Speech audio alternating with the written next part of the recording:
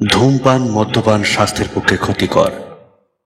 Smoking and alcohol consumption is injurious to health. It causes cancer.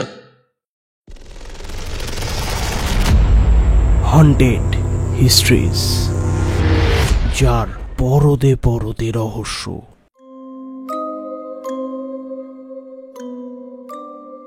Criminal advocate Atanu Sanyal কি, তাই তো? আপনাকে নিজের পরিচয় ব্যক্ত করতে হবে না। আপনাকে যখন ফোন করেছি তখন নিশ্চয়ই আপনার পরিচয় জেনেই ফোন করেছি। হ্যাঁ, কিন্তু আপনি কে বলুন তো? আমি কে সেটা আপনার না জানলেও চলবে, কিন্তু হিয়া চৌধুরীর কেস থেকে আপনি সরে যান। আমি যতদূর জানি কেউ আপনাকে হিয়ার মৃত্যু রহস্য উদ্ঘাটন করবার জন্য হায়ার করেনি। তাহলে কি ধরে নিতে পারি যে উনি নিজেই আমাকে তার স্বরূপ এবং ঠিকানা চিনিয়ে দিচ্ছে? কে আসল খুনি কে আসল খুনি নয় তা আপনার না জানলেও চলবে।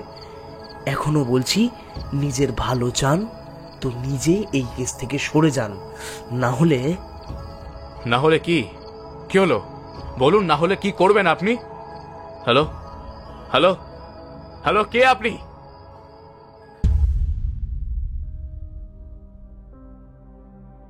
পেলিং শহরে ছুটি কাটাতে এসে বিখ্যাত ক্রিমিনাল লয়ার অতনুর আলাপ হয় প্রাণোচ্ছল হিয়ার সাথে। অল্প সময়ের মধ্যেই অতনুর মনে জায়গা করে নেয় হিয়া। কিন্তু একদিন সন্ধ্যায় হঠাৎ পেলিং শহরের রাস্তায় উদ্ধার হয় হিয়ার গুলিবিদ্ধ শরীরটি। কিন্তু অচেনা শহরের রাস্তায় কেন হতে হলো হিয়াকে খুন? নিজের জীবনের প্রথম ভালোবাসাকে হারিয়ে ফেলার যন্ত্রণাকে সামলে অতনু কি অপরাধীকে খুঁজে বের করতে পারবে? জানতে হলে অবশ্যই শুনতে হবে হন্টেড হিস্ট্রিজের এবারের নিবেদন, লেখিকা অস্মিতা সোমের কলমে পেলিং হত্যা রহস্য। গল্পের সমগ্র পরিচালনায় অনন্যা পাল। গল্পের কথক সৌরভ, অতনুর চরিত্রে সৌমিক, জয়ন্তর চরিত্রে রূপঙ্কর এবং অন্যান্য সকল চরিত্রে পার্থ, দেবজিৎ, দীপ্তদীপ, প্রদ্যুৎ, গায়ত্রী, দেবযানী এবং নেহা।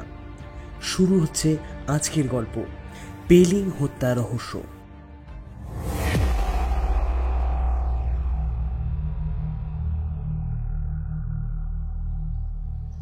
নিজের অফিসে বসে আছে অতনু বলতে অতনু সান্যাল। বয়স 25, হালকা শ্যামবর্ণ গায়ের রং, উচ্চতা প্রায় 6 ফুট। রোজগার নিয়ম মাফিক জীবনের অধিকারী সে। দীর্ঘ পেশিসুলভ চেহারা দেখলেই বোঝা যায়। পেশায় একজন সে ক্রিমিনাল অ্যাডভোকেট। দিল্লি থেকে এক নামকরা কলেজে আইন নিয়ে পড়াশোনা শেষ করে বর্তমানে শহরের এক নামী উকিলের পরিচয় সে সৃষ্টি করেছে। ইতিমধ্যেই শহরে চাঞ্চল্য সৃষ্টি করা 7টা খুনের তদন্ত করেছে। হ্যাঁ, রীতিমতো নিজে হাতে তদন্ত করে সত্যি উদ্ঘাটন করেছে। শহরের পুলিশ আধিকারিকরা যেখানে হোঁচট খাচ্ছিলেন কেস সলভ করতে, সেখানে সে একাই নিজে হাতে দায়িত্ব নিয়ে গর্ত খুঁড়ে সাপ বের করার মতো করে অপরাধীদের খুঁজে বের করেছে। সকলের কঠিন থেকে কঠিনতম সাজা হয়েছে। চেয়ারে মাথা হেলান দিয়ে চোখ বন্ধ করে বসেছিল অতনু। ঠিক সেই সময় দরজা ঠেলে ভেতরে ঢুকে আসে একজন, যাকে দেখে নিজেকে একটু গুছিয়ে নিয়ে অতনু বলে ওঠে, আরে এই জয়ন্ত যে, আরে 2 দিন পর তোমার দেখা পেলাম। 2 দিনে যে বেশ কয়েকবার তোমাকে ফোন করেছিলাম, সেটা কি তোমার খেয়াল আছে? আরে হ্যাঁ হ্যাঁ আছে। আসলে একটা অপারেশনে যেতে হয়েছিল। দেখো, গুলিও খেয়েছি ছোট্ট করে। কথাটা বলে জয়ন্ত নিজের প্যান্টটা একটু হাঁটুর উপরে তুলে দেখালো, ব্যান্ডেজ করা। জয়ন্ত পেশায় একজন পুলিশ অফিসার। অনেক পুলিশ অফিসার যখন অতনুর কেস তদন্ত করাকে বাড়াবাড়ি বলছিল, ঠিক তখনই এই জয়ন্ত অতনুর পাশে দাঁড়িয়েছিল। বহুদিনের পরিচিত তারা।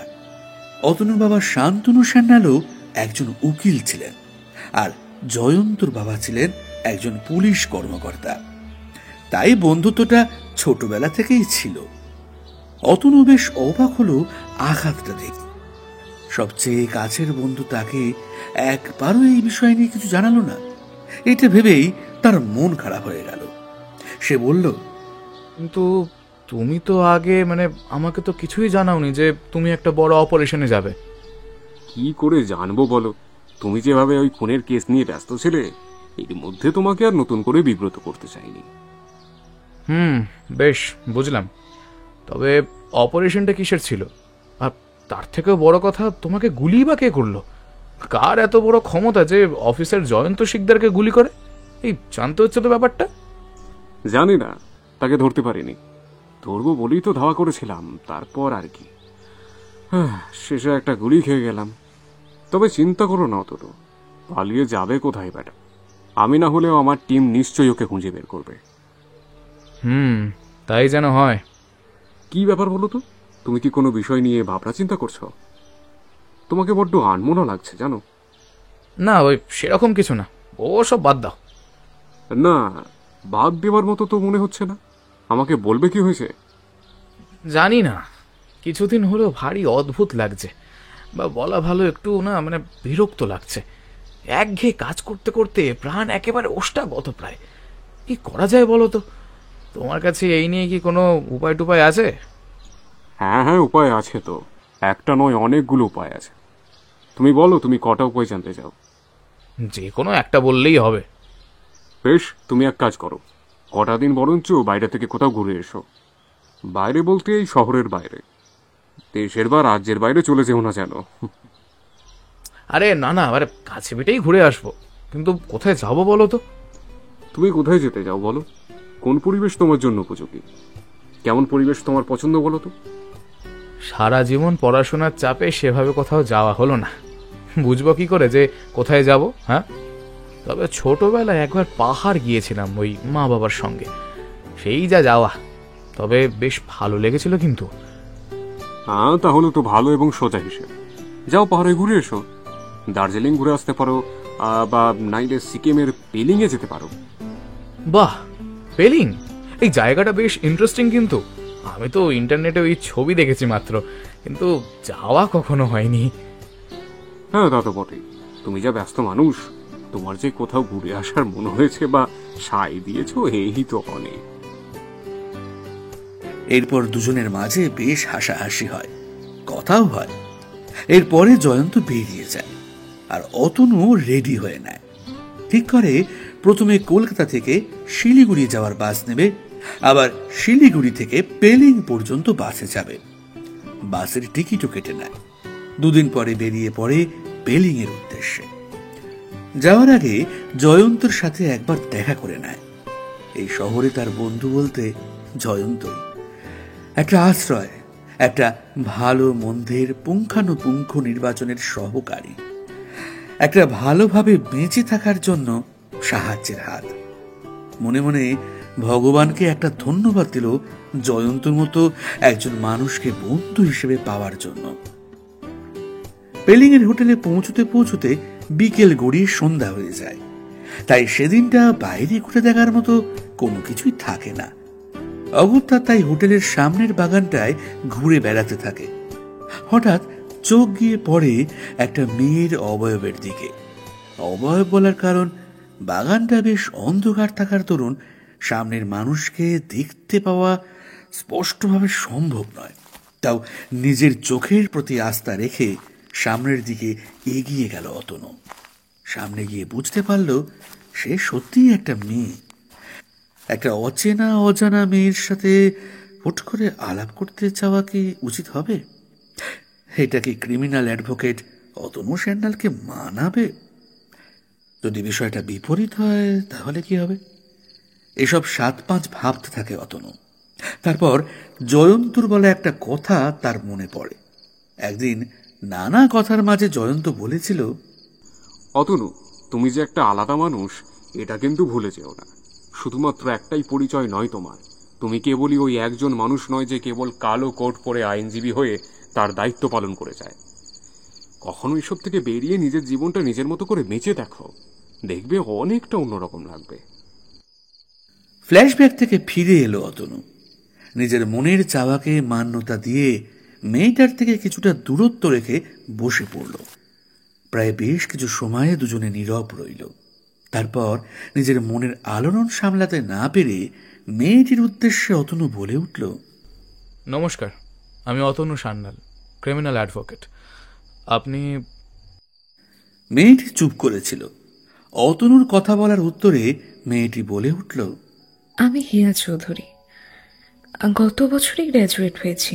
আমি ইংলিশ নিয়ে পড়াশোনা করেছি। আপনি কি একা এসেছেন? আচ্ছা, আপনি একা বসে আছেন কেন, তাও আবার এই অন্ধকারে? এমনি। আর তাছাড়া আপনিও তো এই অন্ধকার বাগানে পায়চারি করছিলেন। হ্যাঁ, তা তো ঠিকই, তবে যেহেতু আমি সন্ধে নাগাদ এখানে এসেছি তাই কোথাও ঘুরতে যেতে পারিনি, তাই এইখানে একটু পায়চারি করছিলাম আর কি। কিন্তু আমার যা মনে হচ্ছে আপনার বিষয়টা হয়তো অন্য। মেয়েটি মানে হিয়া আর কিছু বলল না, চুপ করে রইল। কিছুক্ষণ পর বসার জায়গা ছেড়ে উঠে দাঁড়াতেই অতনু ভাবল বোধহয় ওর কোনো কথাতে হিয়া কষ্ট পেয়েছে, তাই তাড়াতাড়ি উঠে গিয়ে হিয়ার সামনে দাঁড়িয়ে বলল, আই এম সরি, আসলে আমি আপনাকে দুঃখ দিতে চাইনি, আমি ওভাবে কিছু বলতে চাইনি। আমার উচিত হয়নি আপনার ব্যক্তিগত পছন্দ নিয়ে মন্তব্য করার। I am so sorry. আপনি পারেনও বটে। আপনাকে কে বলেছে বলুন তো যে আপনার কথায় আমার খারাপ লেগেছে? সত্যি, যাই হোক, আমার কিন্তু বিষয়টা বেশ মজার লেগেছে। এতক্ষণ অন্ধকারে বসে থাকার দরুন অতনু হিয়ার মুখশ্রী ভালোভাবে অনুধাবন করতে পারেনি। তবে দুজনে যখন কথা বলতে বলতে বেশ আলোর দিকে এসে দাঁড়ালো, তখন অতনুর চোখ পড়ল হিয়ার ওপর। হিয়ার দিকে তাকিয়ে বেশ কিছু সময় যেন নিজেকে হারিয়ে ফেলেছিল সে। তবে হুঁশ ফিরে আসে হিয়ার ডাকে। হিয়া বলে ওঠে, কি ব্যাপার? আপনি যে দেখছি একেবারে হারিয়েই গেলেন। কিছু ভাবছেন নাকি? না, মানে ওই মানে না না বাবা, আমি কিছু ভাবছি না। ওই একটা কাজের বিষয়ে মনে পড়ে গেল, তাই জন্যই আরে কি মানে একটু অন্যমনস্ক হয়েছিলাম। যাকে, আপনি এভাবে অন্ধকারে একা একা বসেছিলেনই বা কেন? আসলে অন্ধকার যে আমার বড্ড কাছের। তার থেকেও কাছের কি জানেন? এই একাকিত্ব। আমি কিন্তু সেই একাকিত্বের কথা বলছি না যেটা মানুষকে অবসাদের দিকে ঠেলে দেয়। আমার কাছে তো একাকিত্ব মানে নিজের মধ্যে নিজের সাথে একাত্ম হওয়া, নিজেকে নিজের সর্বোপরি বন্ধু হিসেবে গড়ে তোলা। সত্যি বলতে কি জানেন, আগে না আমার ভীষণ কষ্ট হতো, কিন্তু মানুষ তো অভ্যেসের দাস। আপনি কিন্তু বেশ ভালো করে গুছিয়ে কথা বলেন দেখছি। না, আমি গুছিয়ে কথা বলতে পারি কিনা সেটা তো সত্যিই জানা নেই, তবে যেটা সত্যি সেটাই আপনাকে বলার চেষ্টা করলাম, এটুকুই। আচ্ছা, আপনি কি এখানে একাই এসেছেন? একাই এসেছি। আচ্ছা, যদি কারোর সাথে আসতাম তাহলে আপনি তো তাদেরকে এতক্ষণে দেখতে পেয়ে যেতেন, তাই না? যদিও আমার কেই বা আছে যে আমার সঙ্গে আসবে। অতনু বুঝতে পারল কোনো না কোনো কারণে হিয়ার জীবনে গভীর কোনো ব্যথা আছে, কিন্তু কি সেটা? একবার অতনু জিজ্ঞাসা করতে গিয়ে থমকে গেল। নিজেকেই নিজের মনে বলে উঠল, আরে কি করছিস কি অতনু, তোর কি মাথা খারাপ হয়ে গেছে? হ্যাঁ, একটা অচেনা অজানা মেয়ের সম্পর্কে জানতে তুই এত আগ্রহী কেন রে? না অতনু সান্যাল, তোমার মতো অ্যাডভোকেটকে এই ধরনের কাজ কখনোই যে মানায় না হে। আচ্ছা ঠিক আছে ঠিক আছে, আপনার সঙ্গে না হয় পরেই কথা হবে। আপাতত ডিনার করার সময় হয়ে গিয়েছে, ডিনার করে শুয়ে পড়ুন, বেশিক্ষণ বাইরে থাকলে ঠান্ডা লেগে যেতে পারে। উত্তরে হিয়া কিছু বলল না, সে কেবল মৃদু হেসে হোটেলের ভিতরে চলে গেল। অতনুর কি মনে হলো জানি না, কিছুক্ষণ সে হিয়ার চলে যাওয়ার দিকে তাকিয়েছিল, পরে সে নিজেও ঘরে চলে যায়। পরের দিন সকালে ঘুম ভাঙে জয়ন্তর ডাকে। কি ভাবছেন, জয়ন্ত অতনুর সঙ্গে ঘুরতে গেছে? না না না, একেবারেই তা নয়। জয়ন্ত ইতিমধ্যে অতনুকে পাশ থেকে 7 বার ফোন করে নিয়েছে।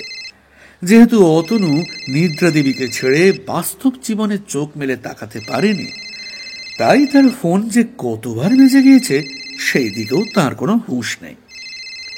7বারের বার ফোন বেজে উঠলে অতনুর ঘুম একটু একটু করে ভাঙে। তবে হাত বাড়িয়ে ফোনটা নেওয়ার আগেই রিং বেজে ফোনটা কেটে যায়। এদিকে জয়ন্ত মহা চিন্তায় পড়ে। সকাল 6টার মধ্যে যে ছেলে ঘুম থেকে উঠে পড়ে, বেলা 10টা গড়িয়ে যাবার পরেও যখন তার কোনো পাত্তা পাওয়া যায় না, তখন স্বাভাবিকভাবেই চিন্তা হওয়ারই কথা। জয়ন্ত ভাবতে থাকে কি করবে, কারণ তাড়াহুড়োয় কোন হোটেলে অতনু থাকছে তার যোগাযোগ নাম্বার সে কিছুই জেনে উঠতে পারেনি। জয়ন্ত ভাবতে ভাবতে পায়চারি করছিল, ঠিক সেই সময় ফোনটা তার বেজে ওঠে। স্ক্রিনের দিকে তাকিয়ে অতনু নামটা ভেসে উঠেছে দেখে একটা সে দীর্ঘশ্বাস ফেলল, যেন তার দেহে প্রাণ ফিরে পেল। ফোনটা রিসিভ করে বলে উঠল, কি ব্যাপার বন্ধু, ঘুরতে গিয়ে কি আমাকে ভুলেই গেলে নাকি? সে কখন থেকে ফোন করে যাচ্ছে, ফোন তোলার নামগন্ধই নেই যে। সব ঠিকঠাক আছে তো? হ্যাঁ হ্যাঁ, সব ঠিক আছে। আসলে কাল রাতে বেশি দেরি করেই ঘুমিয়েছিলাম, আর তাছাড়া 2টো বাস জার্নি করে গন্তব্যে আসতে হয়েছে তো। তাহলে বুঝতেই পারছো আশা করি ঠিক কতটা চাপের মধ্যে ছিলাম। আর সমস্ত ক্লান্তি রুমের বিছানায় এসে শেষ হয়েছে। বহু বছর কোথাও তো ঘুরতে যায়নি। আসলে বহু বছর নয়, ছোটবেলায় মাত্র একবার ওই মা বাবা ঘুরতে নিয়ে গিয়েছিলেন। তারপর বাকি জীবনটা তো পড়াশোনা আর পেশা নিয়েই কেটে গেল। আচ্ছা, বুঝলাম। তা সকালের জল খাবারটা খেয়েছো তো? এই রে, এত বেলা করে উঠলাম আর হাতে মাত্র 20 মিনিট। 10:30টার মধ্যে সকালে জলখাবার খেয়ে নিতে হবে। ভাগ্যিস তুমি মনে করিয়ে দিলে। আর তাছাড়া তাছাড়া তাছাড়া কি? কিসের কথা বলছো তুমি? না না, কিছু না। তা তো মোটে ভালো ঠেকছে না। আবারও জানতে চাইছি, সব কুশল তো বন্ধু? অতনু আরেকটু হলেই হিয়ার কথা বলে দিতে যাচ্ছিল জয়ন্তকে। ভাবতে লাগলো, হিয়ার সঙ্গে এখনো ঠিকভাবে আলাপটুকু হয়নি। এখন যদি জয়ন্তকে এই বিষয়ে কিছু বলা হয়, তাহলে সে নির্ঘাত পেছনে লাগবে। তাড়াতাড়ি ফ্রেশ হয়ে নিয়ে সে রুম থেকে বেরিয়ে দ্রুত হাঁটা দিল খাবারের সন্ধানে। গিয়ে যা দেখলো তাতে মোটামুটি বুঝতে পারলো, না, সে ছাড়াও আরো বেশ কয়েকজন আছে যারা দেরিতে এসেছে। নিজের পছন্দ মতো খাবার নিয়ে একটা চেয়ারে বসে সে খেতে লাগলো। এমনি তো গতদিনের যা ক্লান্তি, তাতে বেশ ভালো রকম খিদে পেয়েছিল অতনুর। খাওয়া দাওয়া শেষ করে কি করবে সে বুঝতে পারল না। তখনই তার মনে পড়ল হিয়ার কথা। কাল রাতে কথোপকথনের মাঝে কোন রুমটায় হিয়া রয়েছে তা জানাই হয়নি। রিসেপশনিস্টের কাছ থেকে যদি জিজ্ঞাসা করা হয় তাহলে বিষয়টা অন্যরকম লাগতে পারে, কিন্তু নিজের মনের উদ্বেগকেও তো কোনোভাবে চাপা দেওয়া যায় না। কিন্তু কি করবে বুঝতে না পেরে শেষমেশ অতনু ভাবল, এই বিষয় নিয়ে আর বেশি মাথা ঘামানো যাবে না। সে এসেছে কটা দিনের জন্য ঘুরতে, তারপর আবার সে ফিরে যাবে নিজের জায়গায়। আবার সে ফিরবে নিজের চিরচেনা অফিসে, আদালত রুমে। আবারও সে কালো কোটটা পরে আদালতে নিজের মক্কেল হয়ে সওয়াল করবে। তার সামনে এখন অনেক বড় লক্ষ্য। তাকে ঠিক তার বাবার মতো হতে হবে। বাবা অর্থাৎ শান্তনু স্যান্ডাল ছিলেন অতনুর রোল মডেল। ভাবতে ভাবতে অতনু সামনের দিকে এগিয়ে যাচ্ছিল, এমন সময় একজনের সাথে ধাক্কা লেগে কিছুটা টাল সামলাতে না পেরে সে পড়ে গেল। অপর দিক থেকে চেনা কণ্ঠস্বর শুনে তাকাতেই বুঝতে পারল, যার ভাবনা থেকে নিজেকে মুক্ত করবার জন্য মনের মধ্যে লড়াই করে চলেছিল, সেই হিয়া চৌধুরীর সাথেই তার ধাক্কাটা লেগেছে। দুজনেই উঠে দাঁড়ায়। হিয়া বলে ওঠে, আচ্ছা, আপনার কি ব্যাপার বলুন তো? আপনার কি এখনো তন্দ্রা কাটেনি? হ্যাঁ, না আসলে আমি ঠিক খেয়াল করিনি। আসলে একটু অন্যমনস্ক ছিলাম তো। আপনি আমায় ক্ষমা করে দেবেন। আপনার কোথাও লাগেনি তো? আরে না না, আমি একদম ঠিক আছি। তা এখন কোথায় যাবে? জানি না, আশেপাশে কোথাও একটু ঘুরে আসবো। আসলে এই কাজের বাইরে অন্য কোথাও যাওয়া অভ্যেস আমার নেই বললেই চলে। বহু বছর পর ঘুরতে এসেছি, তাই আমি এই এক্সপ্লোর করার বিষয় একদম আনাড়ি বলতে পারেন। আচ্ছা, বুঝলাম। তার মানে আপনি আমার একেবারে বিপরীত। আচ্ছা, যদি আপনি কিছু মনে না করেন তাহলে একসাথে কিন্তু এই জায়গাটা একটু ঘুরে দেখতে পারেন।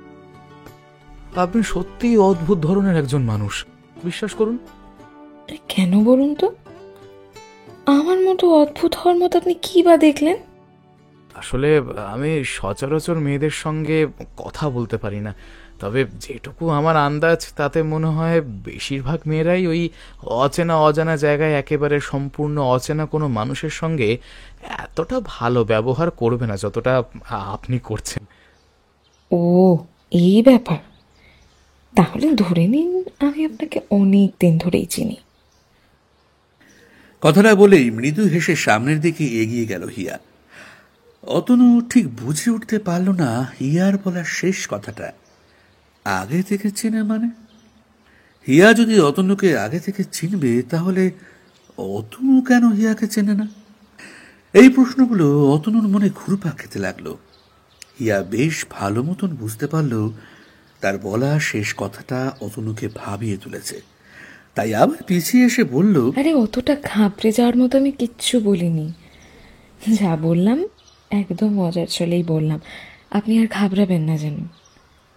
আসলে কি বলুন তো, পৃথিবীটা তো গোল, কখন যে কোথায় কার সাথে কখন আলাপ হয়ে যায় বলা কিন্তু সত্যিই ভারী মুশকিল।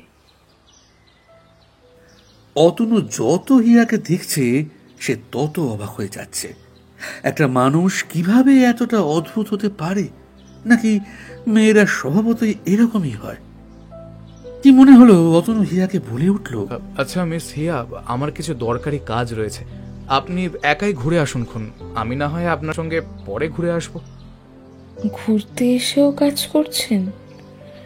সত্যি ভারী অদ্ভুত মানুষ আপনি। ঠিক আছে, আমি একাই গেলাম, আপনি বরং আপনার কাজটা মিটিয়ে নিন। অতনু এরপর নিজের রুমে চলে আসে আর হিয়া বেরিয়ে যায় তার গন্তব্যে। রুমের ভেতরে এসে অতনু ভাবতে থাকে হিয়ার সঙ্গে ঘুরতে যাবার সুযোগটা হাতছাড়া করে সে কোনো ভুল করলো কিনা। আর কিছু না হোক হিয়ার সঙ্গে গেলে ঘুরে বেড়ানোর অনুভূতিটা উপভোগ করতে পারত। কথোপকথনের মাঝে হিয়ার কাছ থেকে অতনু তার নাম্বারটা নিয়ে নিয়েছিল। হিয়ার সঙ্গে সময় কাটানোর সুযোগটা হাতছাড়া করা যাবে না। এই ভেবে তাড়াতাড়ি বাইরে যাবার জন্য সে তৈরি হলো। রুমে লকটা দিয়ে কোনো দিকে না তাকিয়ে সোজা হোটেলের বাইরে চলে এলো। হোটেলের বাইরে এসে দেখতে পেল সামনে একটা ছোটখাটো ভিড় জমে আছে। এরকম মনোরম পাহাড়ি শান্ত পরিবেশে হঠাৎ করে ভিড় হওয়ার কারণটা জানবার জন্য ভিড় ঠেলে সামনে এগিয়ে যেতে যা সে দেখতে পেল তার জন্য অতনু মোটেও প্রস্তুত ছিল না। সে বলে উঠল, হিয়া! পাশ থেকে আরো একজন মাঝবয়সী ভদ্রলোক অতনুর উদ্দেশ্যে বলে উঠল, আপনি চেনেন এই মেয়েটাকে? আপনি কি একসাথে এসছেন? না, ঠিক চিনি না, গতকাল আমার সঙ্গে আলাপ হয়েছে এখানে এসেই, অল্প বন্ধুত্ব হয়েছে বটে, কিন্তু ও এভাবে মাটিতে পড়ে রয়েছে কেন? আর বলবেন না মশাই, এ বউ বাচ্চা নিয়ে ঘুরতে এসছি, সামনেই মেয়েটা নিজের খেয়ালে এগিয়ে যাচ্ছিল, আরে হঠাৎ করে একটা গুলির শব্দ পাই, আর ওই গুলিটা মেয়েটার বুকে এসে লাগে। সম্ভবত ওকে লক্ষ্য করেই গুলিটা করা হয়েছিল। কি বলছেন কি? এটা কিভাবে সম্ভব হতে পারে? একটা অমন অল্প বয়স্কা মেয়ে, ওর কোনো শত্রু থাকতে পারে নাকি? ওকে দেখে তো এটা মনে হয়নি। আরে মশাই, আজকালকার দিনে কে কেমন তাকে কারো মুখ দেখলে বোঝা যায় না। নিশ্চয়ই কোনো শত্রু রয়েছে, না হলে এই বয়সে খুনও তো হয় নাকি? হিয়া উপুর হয়ে পড়েছিল। অতনু কাঁপা কাঁপা হাতে নিচে বসে হিয়াকে সোজা করল। রক্তে ভেসে যাওয়া ছোট্ট নিথর দেহটা দেখে কোনো এক অজানা যন্ত্রণায় অতনুর বুক কেঁপে উঠল। তবে এর কারণ কি তা তার নিজেরও জানা নেই। ভালো মতন করে পরীক্ষা করতে লাগলো যে হিয়ার দেহে কিঞ্চিত হলেও প্রাণ অবশিষ্ট রয়েছে কিনা। অতনুর পাগলের মতো দশা দেখে ভদ্রলোকটি আবারও বলে উঠলেন, আরে মশাই করছেন কি? খুনের কেস পুলিশকে খবর দেওয়া হয়ে গেছে, আপনি আবার কেন মিছিমিছি ওকে ধরে নিজের বিপদ ডেকে আনলেন বলুন তো? আরে চেনেন না, জানেন না, একটা মেয়ের যদি কোনো বিপদ হয়ে যায় তখন আপনাকে কে দেখবে? সেই নিয়ে আপনাকে ভাবতে হবে না, সেসব ভাবার দায়িত্ব আমার। আপনি বরং নিজের দিকটা দেখুন। আপনি তো স্বার্থপরের মতো দাঁড়িয়ে রয়েছেন, কিন্তু আপনার সঙ্গে তাল মিলিয়ে সবাই যে স্বার্থপরের মতো দাঁড়িয়ে থাকবে তার তো কোনো কথা নেই। একটা জলজ্যান্ত মেয়ে, যার সঙ্গে আমার কিছুক্ষণ আগে কথা হয়েছে, সে এভাবে খুন হয়ে যাবে আর আমি দূরে দাঁড়িয়ে দেখব? Never. Criminal advocate Atanu Sanyal এখনো এতটা অমেরুদণ্ডী হয়ে যায়নি। বাবা, আপনার কথায় তো ভারী তেজ দেখছি মশাই। এমন করে বললেন প্রথমে যেন আপনি চেনেনই না, আর এখন এমন ব্যবহার করছেন যে আপনার বিয়ে করা বউ। সত্যি কিছু বলার দায় আজকালকার কাউকে। এই সকালে এখন বেকার বেকার ভিড় করবেন না। এই চলুন তো এখান থেকে। ওই মেয়েকে দেখার জন্য এখানে ক্রিমিনাল অ্যাডভোকেট অতনু সান্যাল রয়েছেন তো, চলুন চলুন। কথাটা বলে নিজে গটগট করে সামনের দিকে হেঁটে চলে যান। সাথে করে আশেপাশের মানুষরাও নিজেদের মতো এগিয়ে যায়। শুধু পড়ে থাকে হিয়ার নিথর দেহ, আর তার সামনে হতবুদ্ধ হয়ে বসে থাকা অতনু। বড় হেল্পলেস লাগছে তার নিজেকে। কি করা উচিত এই মুহূর্তে? জয়ন্তকে কি একবার ফোন করে সবটা জানাবে? হ্যাঁ, ঠিক তাই। এখন সবার আগে হিয়ার খবরটা জয়ন্তকে জানাতে হবে। তারপর হিয়ার পরিবারকে খুঁজে পেতে হবে। যেমন ভাবা তেমন কাজ। তাড়াহুড়ো করে পকেট থেকে ফোনটা বের করে জয়ন্তকে ফোন দিল। ফোনটা একবার বাজতে না বাজতেই জয়ন্ত রিসিভ করে বলল, আরে বন্ধু, এতটাও চিন্তা করছি না তোমায় নিয়ে যে তুমি আবারও আমাকে ফোন করবে। এই তো কিছুক্ষণ আগেই কথা হলো। Hello hello Jayanta. Hello Atanu, কি হয়েছে? তোমার গলা এমন লাগছে কেন? সব ঠিকঠাক আছে তো? না জয়ন্ত, কিছু ঠিক নেই। আমার এই মুহূর্তে তোমার সাহায্যের দরকার, ইমিডিয়েটলি। বেশ তো, বলো কি হয়েছে। তবে ঠান্ডা হয়ে বলো, তোমার এরকম পাগল পাগল দশা হয়েছে কেন? এরপর অতনু জয়ন্তকে হিয়ার ব্যাপারে সবকিছু বলে। হিয়ার সঙ্গে তার গতকালের আলাপ থেকে শুরু করে শেষ কথোপকথন পর্যন্ত জানায় জয়ন্তকে। জয়ন্ত বলে, হ্যাঁ, কিন্তু একটা মেয়ের জন্য তোমার এরকম পাগল পাগল দশা কেন? যেন সেই মেয়েটা মারা গিয়েছে। হ্যাঁ জয়ন্ত, হ্যাঁ, হিয়াকে গুলি করা হয়েছে, আর আমি এখন হিয়ার নিথর দেহের সামনে বসে তোমাকে ফোন করছি। হোয়াট? এটা কি করে পসিবল? এটাই হয়েছে জয়ন্ত, আমি কিছু বুঝতে পারছি না। ওর পরিবারকে খুঁজে বের করতে হবে, আর এতে পুলিশের সাহায্য লাগবে। আমার কোনো কালে এমন অস্থির অবস্থা হয়নি। মাথা মাথা একেবারে কাজ করছে না আমার। আচ্ছা, কুল কুল কুল, হ্যাভ পেশেন্স। শোনো, তুমি ঠান্ডা মাথায় হোটেলের মালিকের কাছ থেকে স্থানীয় থানা বা পুলিশের নাম্বার নিয়ে তাকে ফোন করে ঘটনাস্থলে ডেকে আনো। পুলিশ কেস যেহেতু, তাই আগে ঘটনার মধ্যে পুলিশকে ইনভলভ করাটা দরকার। আর আমি যত তাড়াতাড়ি সম্ভব তোমার কাছে আসছি। কথা শেষ করে ফোন কেটে দেয়। অতনু স্থানীয় থানায় খবর দেয়। আধা ঘন্টার মধ্যে ঘটনাস্থলে পুলিশ চলে আসে। স্থানীয় থানার পুলিশ। পুলিশ প্রধান একজন বাঙালি। তার নাম রমানাথ মজুমদার। বয়স 50 পেরিয়ে গেছে। দীর্ঘ চেহারা। সবসময় পেটে হাত বুলিয়ে নিজেকে বৃহৎ প্রমাণ করার চেষ্টা সর্বত্র করে চলেন তিনি। ঘটনাস্থলে তার হাবভাবে এমন পরিচয় মেলে। একবার মৃতদেহকে ভালো করে পর্যবেক্ষণ করে নিয়ে অতনুর উদ্দেশ্যে সে বলে ওঠে, আচ্ছা, এই মেয়েকে আপনি চেনেন নাকি? অতনু মাথা নিচু করে একভাবে হিয়ার ফ্যাকাশে মুখের দিকে চেয়ে বসেছিল। পুলিশ অফিসারের প্রশ্ন শুনে মাথা না তুলেই বলে ওঠে, গতকাল থেকে চিনেছি। ও, তার মানে অচেনা? বলতে পারেন। তাহলে একটা অচেনা মেয়ে এভাবে মরে গেল, আর কেউ নেই, আপনি একা বসে আছেন। ভারী অদ্ভুত ব্যাপারটা কিন্তু। আপনি ঠিক কি বলতে চাইছেন রমানাথ বাবু? না না না, কেউ বিনা কারণে এতটা করবে বলে আমার তো মনে হয় না। তা আপনার স্বার্থটা? How dare you! এই, আপনার চোখ রাঙাচ্ছেন কাকে? হ্যাঁ, আপনি জানেন আমি কি করতে পারি? সন্দেহের তালিকায় কিন্তু আপনিও রয়েছেন। Officer, you don't know who I am. Criminal advocate Atanu Sanyal, আর একজন আইনজীবীকে বিনা দোষে হেনস্থা করবার অপরাধে আমি কিন্তু আপনার বিরুদ্ধেও স্টেপ নিতে পারি। অতনুর অস্থির ঘেঁটে থাকা অবস্থা দেখে কারোর বুঝবার উপায় নেই যে সে একজন বড় মাপের আইনজীবী। পুলিশকে অতনু নিজের পরিচয়টাও তখনও দেয়নি। তার মাথায় কেবল হিয়ার সঙ্গে কাটানো সময়গুলো বারবার মনে পড়ছে। এত স্বল্প সময়ের মধ্যে কেউ যে কারোর মনের সবটুকু জায়গা অধিকার করে নিতে পারে তা অতনু আগে বুঝতেই পারেনি। অতনু আসলে কে, সেই পরিচয়টা পাওয়া মাত্রই রমানাথের চোখ মুখ কুঁচকে আসে। সেই তস্তত করে অতনুর উদ্দেশ্যে বলে ওঠে, সরি স্যার, আমি ঠিক বুঝতে পারিনি, আমাকে প্লিজ ক্ষমা করে দেবেন। আগামী 2 ঘন্টার মধ্যে আমাকে হিয়া চৌধুরীর সম্পর্কে সমস্ত ডিটেলস এনে দেবেন, আর না হলে আপনার সম্পর্কে আমি বিরূপ প্রতিক্রিয়া দেখতে বাধ্য হব। শিওর স্যার, 2 ঘন্টার মধ্যেই আপনি সব কিছু পেয়ে যাবেন। অতনু উঠে দাঁড়ালো। যদিও তার শরীর এবং মনকে চালনা করবার জন্য প্রয়োজনীয় শক্তিটুকু যেন তার শরীরে নেই, তাও কোনো রকমে উঠে দাঁড়ালো সে। পিছনে তাকাতেই যেন মনে হলো কেউ তার উপর দীর্ঘক্ষণ নজর রাখছে। এতক্ষণ ঘটনাস্থলে ঘটে যাওয়া সবকিছুই যেন কেউ একজন দেখেছে।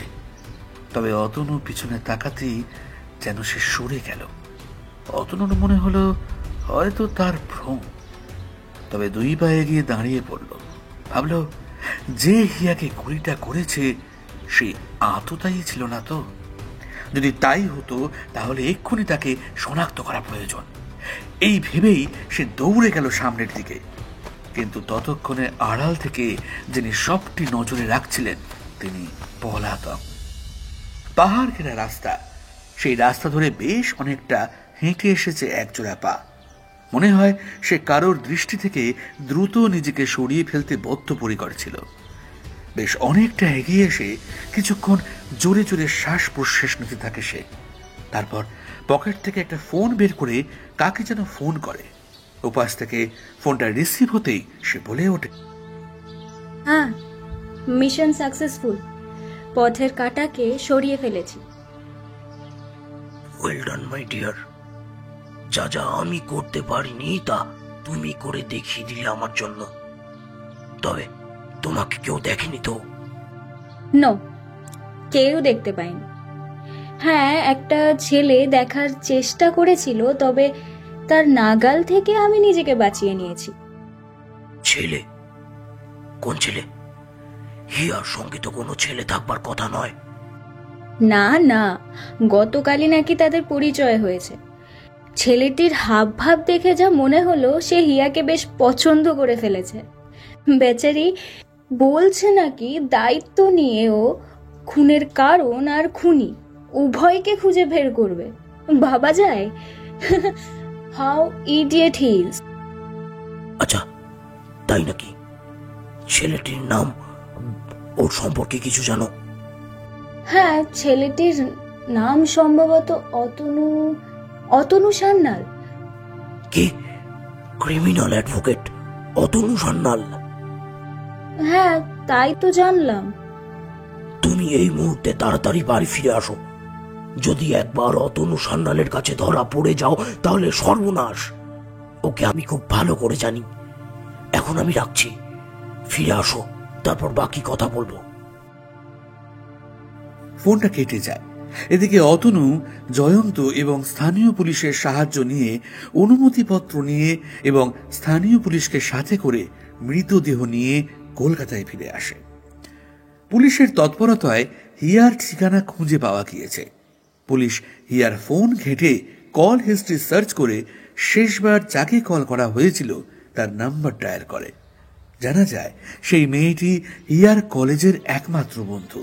তাকে সমস্ত ঘটনা জানানো হয় এবং সেই হিয়ার বাড়ির সম্পূর্ণ ঠিকানা পুলিশকে জানায়।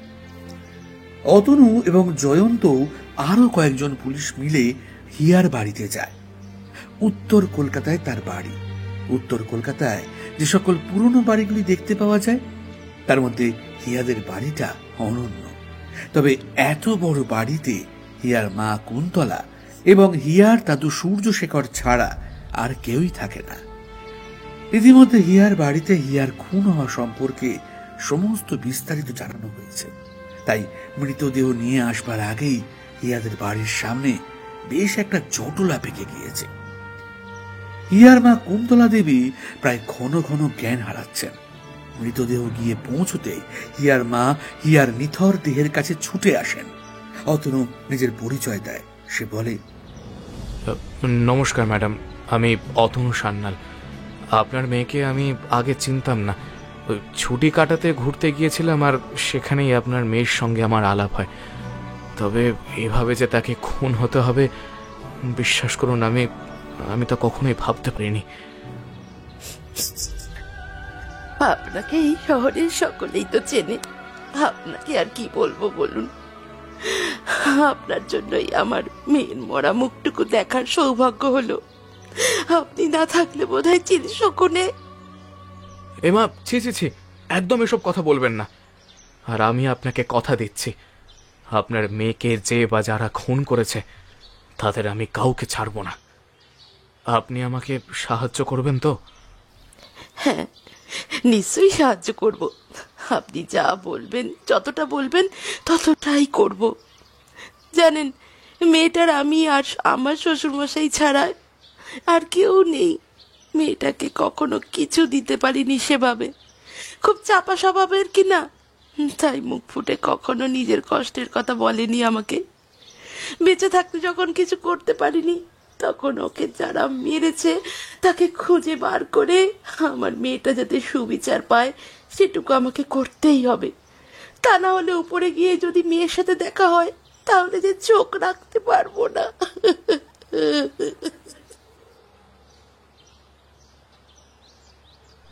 আপনি কান্নাকাটি করবেন না মাসিমা, আমি জানি আপনার খুবই কষ্ট হচ্ছে, হওয়াটাই স্বাভাবিক, কিন্তু তাও বলবো নিজেকে শক্ত রাখুন, আমরা আছি আপনার পাশে। জানেন অতনু, আপনাকে তো আমি প্রথমে চিনতাম না, আমার হিয়াই আপনাকে চিনিয়েছিল।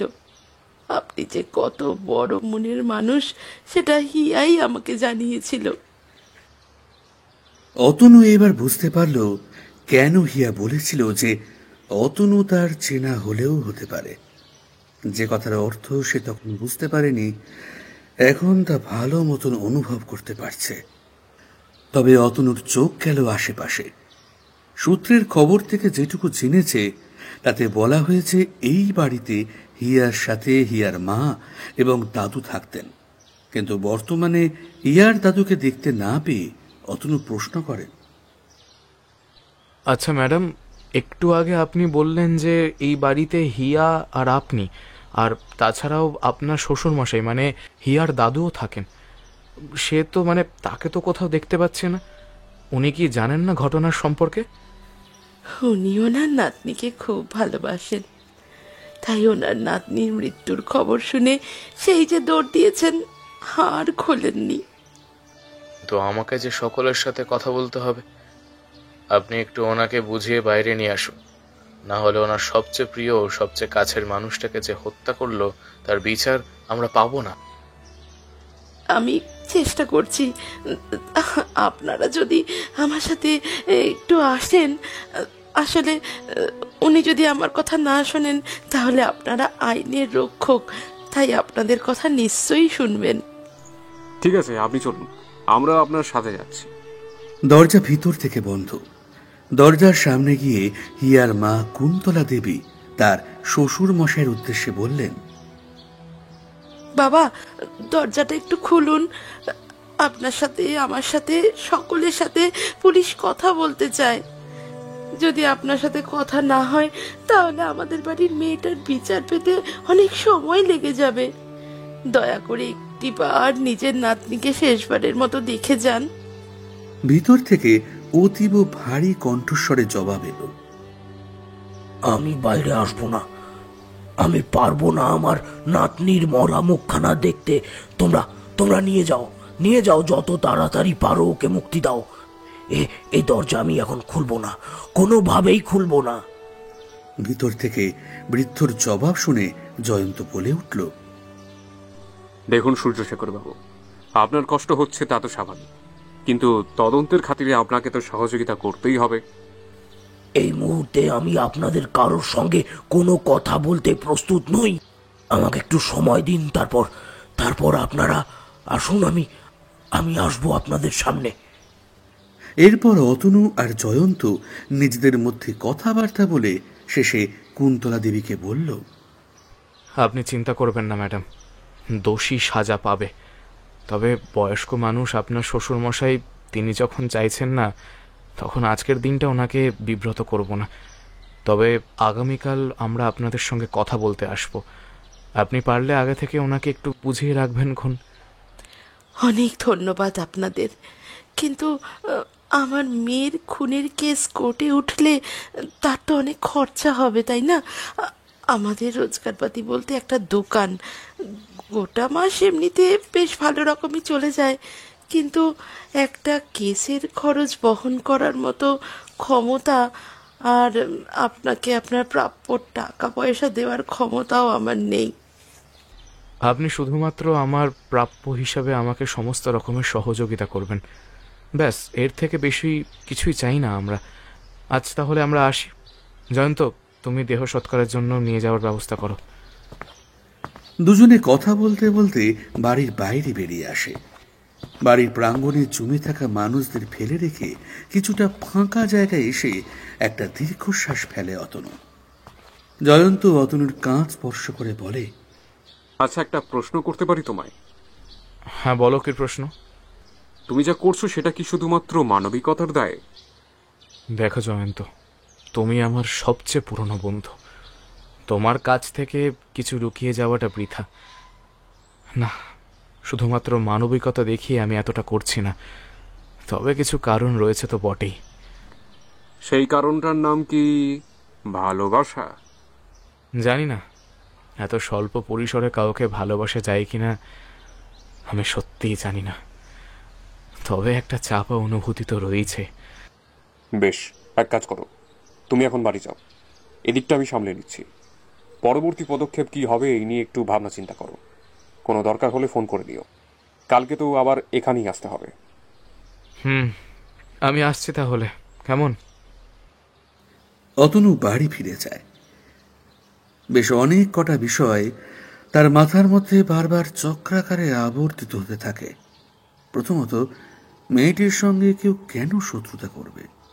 দ্বিতীয়ত, যদি তাকে খুন করার হতোই তাহলে কলকাতায় কেন করা হলো না? আর অতনুর মত অনুযায়ী যে আড়াল থেকে সবকিছু নিরীক্ষণ করছিল সেই বা আসলে কে? কি করে অতনু সমস্ত প্রশ্নের উত্তর পাবে? এই সমস্ত ভাবতে ভাবতেই কখন যে রাত হয়ে গেছে সে খেয়াল করেনি। অতনু খাওয়া দাওয়া সবই ভুলতে বসেছে দেখে তার বাড়ির কাজের লোক শম্ভু দরজায় কড়া নাড়ে। অতনু হালকা ঘুমিয়ে পড়েছিল।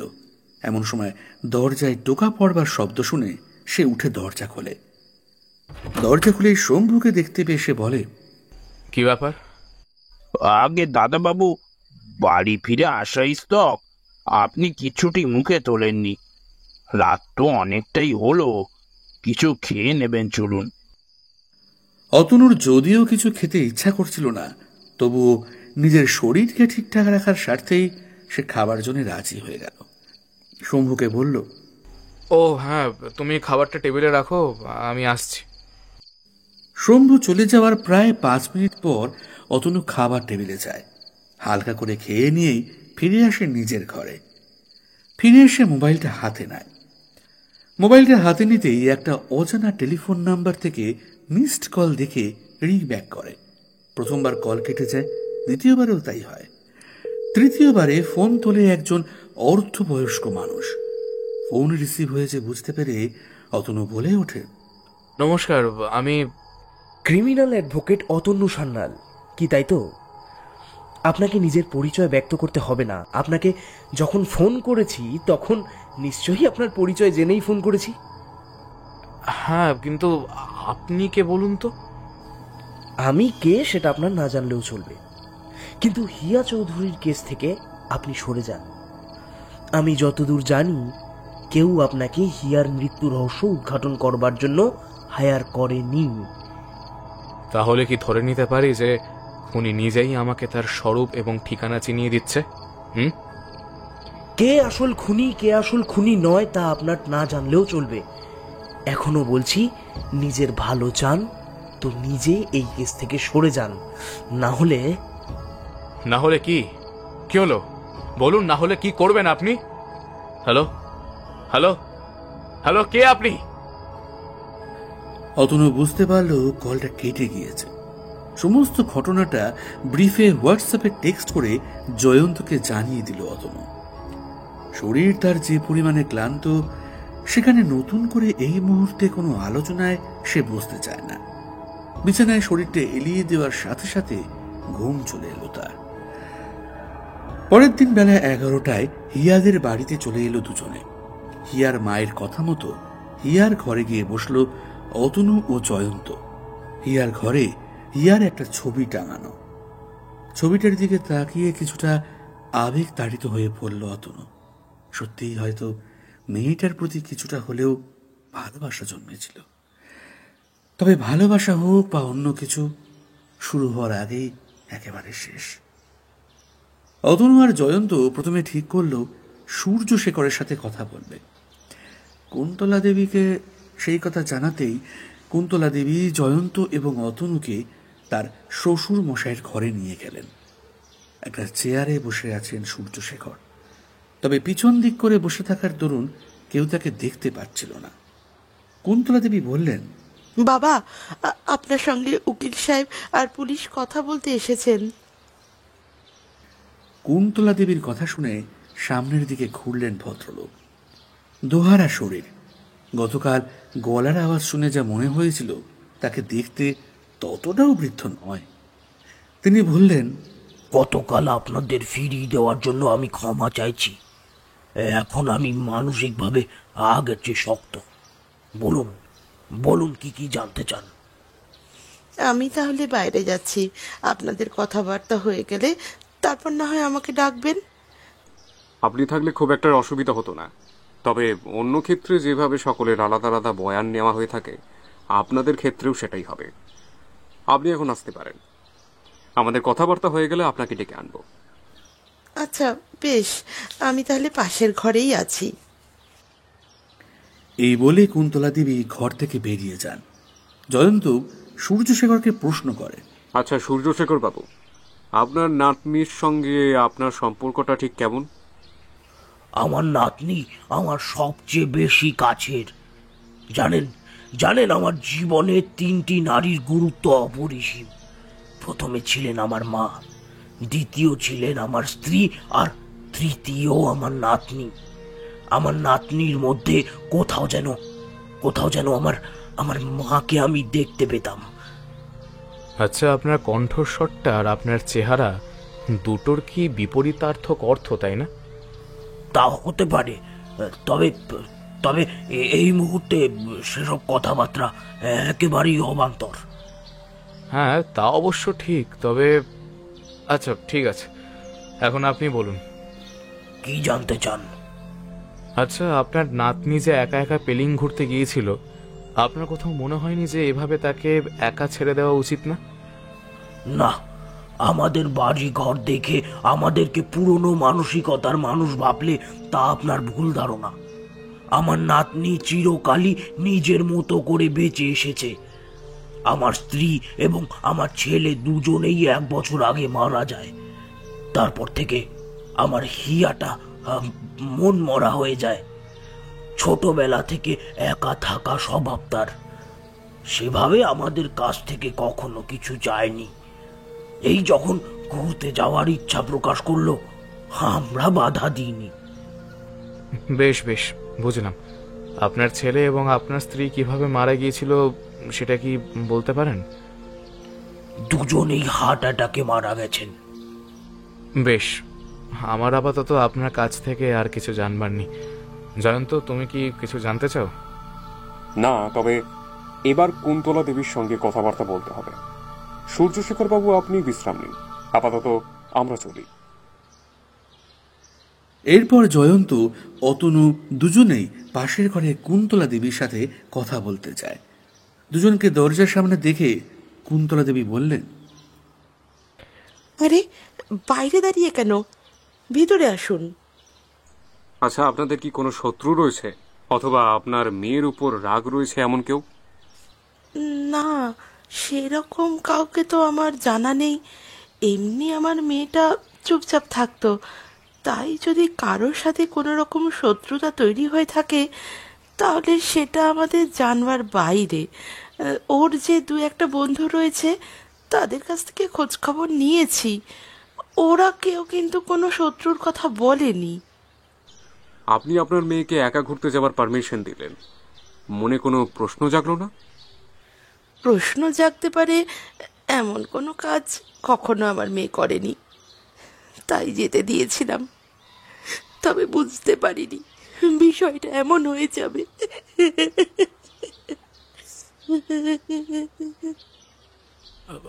আচ্ছা, ঠিক আছে ঠিক আছে। তবে আপনাদের বাড়িটা কিন্তু বেশ পুরনো। আমার বহুদিনের ইচ্ছা ছিল যে উত্তর কলকাতার কোনো একটি পুরনো বাড়ি ঘুরে দেখবার। ভাববেন না, আমি কেসটা সলভ করতে এসে নিজের স্বাদ পূরণ করছি। এটা একটা সামান্য ইচ্ছা, বহুদিনের কৌতূহল বলতে পারেন। আচ্ছা, বেশ ঠিক আছে। এমনিও এই বাড়ি দখল করবার জন্য অনেকেই রয়েছে। পুরনো বাড়ি ভেঙে নতুন করে বিল্ডিং বানালে আয় বেশ ভালোই হবে। এই নিয়ে মতবিরোধ তো লেখেই আছে। যাই হোক, আপনি যখন নিখরচায় আমার মেয়ের বিচার পাইয়ে দেওয়ার প্রতিশ্রুতি দিয়েছেন, তখন আপনার জন্য এইটুকু তো করা যেতেই পারে, তাই না? জয়ন্ত প্রথমে অতনুর এরকম অদ্ভুত আচরণ দেখে বেশ অবাক হয়।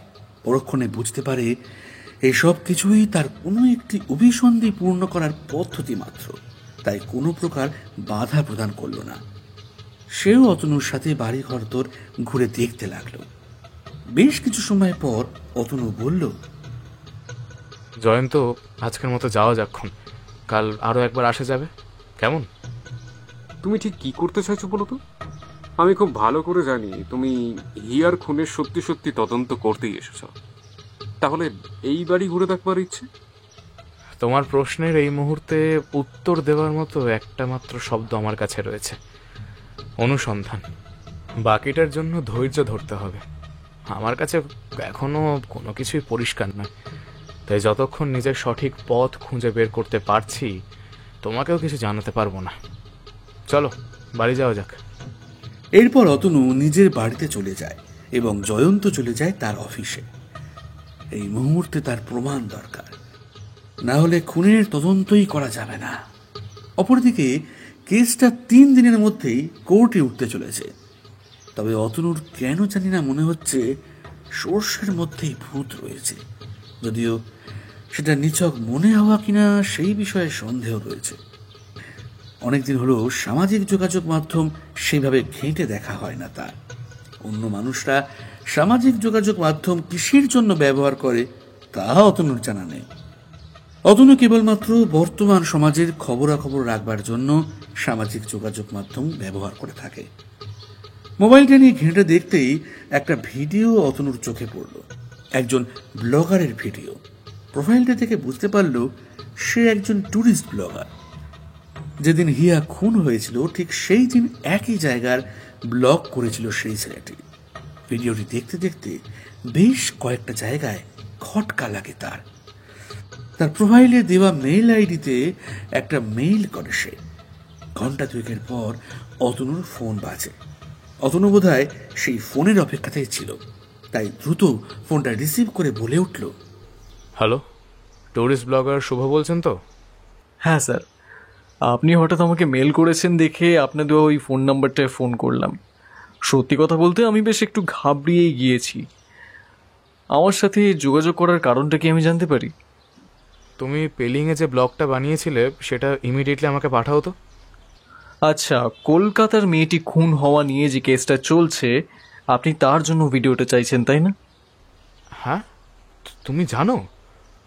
কি বলছেন স্যার, এই সামাজিক যোগাযোগ মাধ্যম ব্যবহার করেই তো খেয়ে পড়ে বেঁচে আছি, আর এই খবরটা রাখবো না যেখানে আমি নিজে উপস্থিত ছিলাম? আচ্ছা বেশ, আমি আপনাকে ভিডিওটা পাঠাচ্ছি। আশা করব আপনার কিছুটা হলেও সাহায্য করতে পারবো। ধন্যবাদ ধন্যবাদ, ভালো থেকো। এরপর শুভ অতনুকে ভিডিওটা পাঠিয়ে দেয়। কিছুক্ষণ পর জয়ন্তর ফোনে অতনু ফোন করে। জয়ন্ত পাশ থেকে হ্যালো বলতেই অতনু বলে, হ্যালো জয়ন্ত, তোমার লকআপে এখন যারা বন্দী রয়েছে তারা কি কি অপরাধ করেছে? কেন বলো তো হঠাৎ এই প্রশ্ন? আরে পাল্টা প্রশ্ন না করে আমাকে উত্তর দাও। 3 জন অপরাধী রয়েছে। একজন প্রস্থেটিক মেকআপ করে ভয়ঙ্কর রকম সেজে লোকজনকে ভয় দেখিয়ে চুরি করে, আরো 2 জন এমনি ছিচকে চোর। বাহ, এদের 3 জনকে দিয়ে আমার কাজ হয়ে যাবে। মানে তুমি কি করতে চাইছো বলো তো? চোরের উপর বাটপাড়ি করতে চাইছি, অপরাধীকে দিয়েই অপরাধ সামনে আনবো, মানে এক কাঁটা দিয়ে অন্য কাঁটা তুলব। আমি এক্ষুনি থানায় যাচ্ছি তোমার সঙ্গে, এবং ওদের সঙ্গে কিছু কথা বলতে হবে আমাকে। এরপর অতনু থানায় যায়। বেশ কিছুক্ষণ সময় কেটে যায়, তবে থানা থেকে একজন কনস্টেবল সেজে অতনু বেরিয়ে আসে, সাথে আরো একজন কনস্টেবল। জয়ন্ত আর কোনো প্রশ্ন করে না, ও বুঝেই গেছে এই মুহূর্তে কিছুই জানা যাবে না। অতনু কনস্টেবলের ছদ্মবেশ নিয়ে এবং আরো একজন কনস্টেবলকে সাথে করে যায় হিয়ার বাড়িতে। থানা থেকে বাড়ি সার্চ করতে পাঠিয়েছে এই বলে বাড়ির মধ্যে সব কটা ঘর তারা খুঁজে দেখতে থাকে। কিছুক্ষণ পর বেরিয়ে আসে। বেরিয়ে এসে জয়ন্তকে ফোন করে বলে, জয়ন্ত, মনে হচ্ছে কেসটা সলভ করতে পেরেছি। কি বলছো, এত তাড়াতাড়ি? হ্যাঁ জয়ন্ত, তবে অপরাধীদের হাতে না হাতে ধরবার জন্য একটা বড় ফাঁদ পাততে হবে। কি সেটা? 3 জন অপরাধী যারা তোমার লকআপে রয়েছে তাদেরকে নিয়ে আমার বাড়িতে চলে আসো, বাকি কথা সেখানেই না হয় বলবো। রাত বাজে 10টা। হিয়াদের বাড়ির দরজায় টোকা পড়ল। হিয়ার মা দরজা খুলে দেখে দুজন অবাঙালি লোক দাঁড়িয়ে। কুন্তলা দেবী বলে উঠলেন, কি ব্যাপার, কারা আপনারা? अरे हम तो बिजनेसमैन আছি, हम लोग पुराना ভালো বাড়ি কিনতে চাইছি। এখানে শুনলাম আপনার বাড়ি বেচছেন। কি যাতা বলছেন? সবে আমার মেয়ে খুন হয়েছে, আর এখন আমি বাড়ি বিক্রি করব? আরে খুন হয়েছে তো কি হয়েছে, যা হওয়ার তা হয়ে গেছে। দেখুন, আপনারা কিন্তু ভালো দাম পাবেন। এভাবে রাত্রিবেলা ভদ্রলোকের বাড়িতে এসে ঝামেলা করছেন, আমি কিন্তু এবার পুলিশকে ফোন করব। अच्छा हाँ फोन करूँ, किंतु हमारी पास भी वीडियो আছে। কোন কোন ভিডিও? কেন নিজেই নিজের মেয়ের মাথায় গুলি করে মেরেছেন তার ভিডিও। অচেনা অজানা লোকের মুখে এমন কথা শুনে যেন মাথায় বাজ পড়ে কুন্তলা দেবীর। তিনি স্থান কাল পাত্র সবকিছু গুলিয়ে ফেলেন, বলে ওঠেন, হতেই পারে না, গুলিটা বুকে লেগেছিল, মাথায়। বিভাস কথা বলছেন বুঝতে পেরে দ্রুত নিজের মুখটা চেপে ধরেন। ঠিক সেই সময় অতনু এবং জয়ন্ত বাড়ির ভেতর আসে। অতনু বাড়ির ভেতরে প্রবেশ করতে করতেই বলে, আর নিজের মুখ চাপা দিয়ে কি করবেন কুন্তলা দেবী? নিজের মুখেই তো স্বীকার করে নিয়েছেন। মানে? এই যে নিজেই কেমন নিজের স্বামী এবং শাশুড়িকে খুন করেছেন, এবং কথাটা বলার সাথে সাথে সূর্যশেখর চিৎকার করতে করতে ঘর ছেড়ে বেরিয়ে আসে। বৌদি, বৌদি, হিয়া বৌদি! সকলে দেখে সূর্যশেখর দৌড়ে এসেছে। পিছনে হিয়ার মতন অবিকল দেখতে একটি মেয়ে, তবে রক্তাক্ত। তবে এখানে সূর্যশেখরের গলার স্বর ভিন্ন। অতনু বলে ওঠে, আরে বিদুশেখর বাবু যে, ওটা আপনার ভাইজি নয়, অন্য একটি মেয়ে। ভয় পাবার কোনো কারণ নেই, আর নিজের গলাকে কষ্ট দিতে হবে না। আমি আপনার সম্পর্কে ভালো রকম খোঁজ খবর নিয়েছি। আপনি তো পেশায় একজন মিমিক্রি আর্টিস্ট, তাই না? আর দেখুন, ভয়ের চোটে আপনার কপালের মেকআপটা কেমন উঠে গেছে। আচ্ছা অতনু, তুমি যা যা করতে বললে তাই তো করলাম। এখন তুমি একটু খোলসা করে বলো তো, আসল ঘটনাটা ঠিক কি? কুন্তলা দেবী মানে হিয়ার মা এবং হিয়ার দাদু সূর্যশেখর, ওফ না না, সূর্যশেখর না, সূর্যশেখরের ছোট পুত্র বিধুশেখর, এই দুজনেই এই বাড়ির সমস্ত সদস্যকে একের পর এক খুন করেছে। প্রত্যেক পরিকল্পনা বিধুশেখরের হলেও তা বাস্তবায়িত করেছেন স্বয়ং এই যে কুন্তলা দেবী। মানে হিয়ার কাকা আছে? আর তুমি এসব কিভাবে জানলে? দুপুরবেলা ছদ্মবেশ নিয়ে কনস্টেবল সেজে হিয়ার ঘর এবং আরো বেশ কিছু জায়গা খুঁজে চলেছিলাম। আমি অথবা তুমি আসলে এনারা দুজন সাবধান হয়ে যেতেন, কিন্তু সাধারণ কনস্টেবলের বুদ্ধি আর কতটাই বা হবে, এই ভেবে তিনি আমাদেরকে নিজেদের মতন ছেড়ে দিয়েছিলেন। ভেবেছেন বক্স খাটের মধ্যে লুকিয়ে রাখা আসল সূর্যশেখরের দেহ আমি খুঁজে পাবো না। কে, তাই তো বিদুশেখর বাবু? আর ঠিক বলছি তো কুন্তলা দেবী? ভুল হলে একটু ধরিয়ে দেবেন খুন, কেমন? নিজের মেয়েকে খুন করার আগে নিজের শ্বশুর মশাইকে খুন করে নিজেরই ঘরের বক্স খাটের মধ্যে লুকিয়ে রয়েছে সেই বিছানা কিভাবে ঘুমোতে পারছিলেন আপনি? হ্যাঁ, কোনো প্রমাণ আছে? প্রথম প্রমাণ হলো একটা ভিডিও। যেদিন আপনার মেয়েকে পেলিংয়ে গিয়ে খুন করেছিলেন সেই দিনই একজন ব্লগার সেটাকে ক্যামেরা বন্দি করে ফেলেছেন।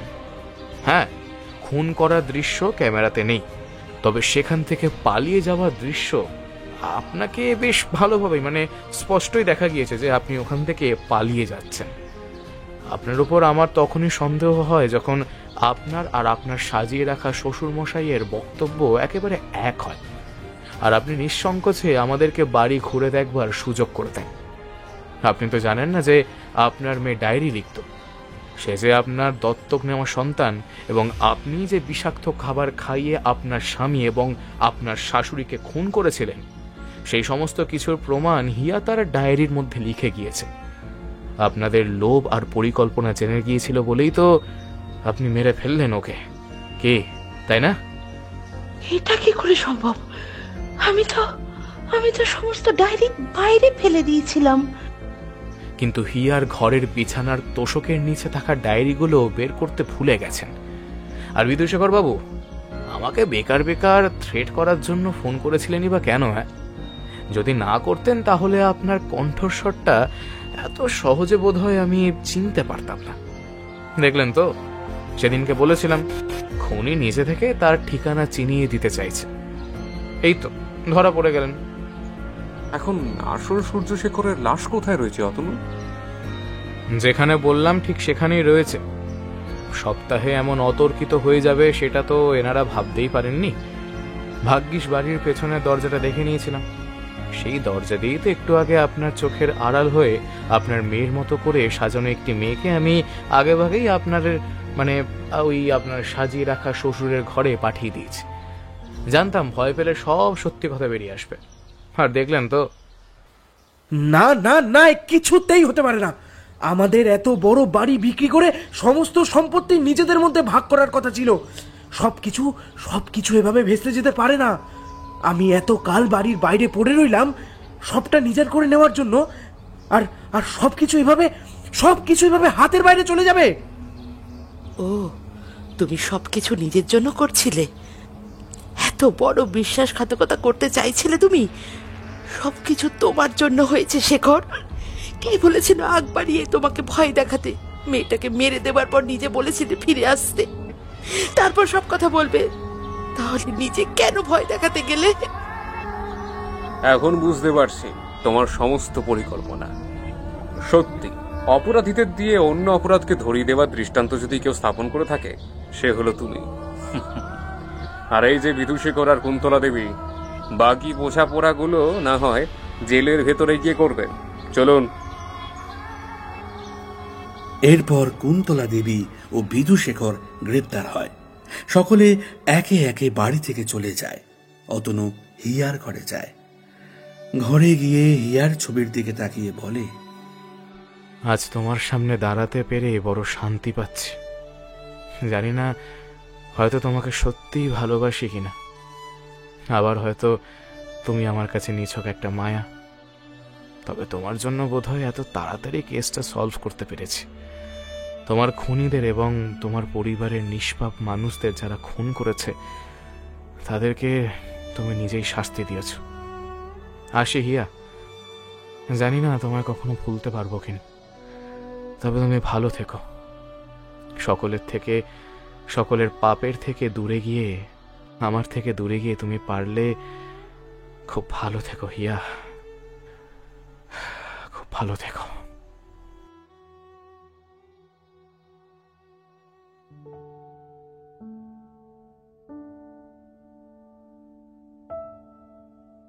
শুনছিলেন পেলিং হত্যা রহস্য।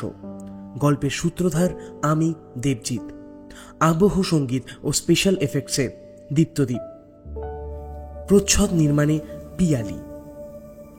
এরকম আরও নানান স্বাদের গল্প শুনতে হলে অবশ্যই সাবস্ক্রাইব করুন হন্টেড হিস্ট্রিজ ইউটিউব চ্যানেল।